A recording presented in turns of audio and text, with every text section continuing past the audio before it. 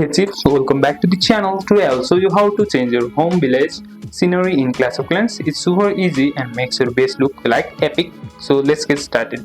First you need to unlock a new scenery. The default one is the classic green grass, but you can unlock more from special events. As you can see, this is the normal classic scenery of the Clash of Clans.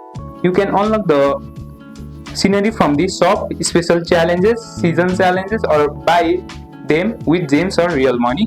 And you can also get scenery from the gold pass. You need to purchase by $1.39, or you can go to the shop and you can purchase here from the shop also new sceneries. And you can, if you go to the war medals, I think from here also you can unlock, you can unlock the war scenery, as you can see. And also from here you can unlock the scenery from the scenery option. Then after you have unlocked the scenery, simply click on your town hall, and here is the option called change scenery. Simply click on change scenery option.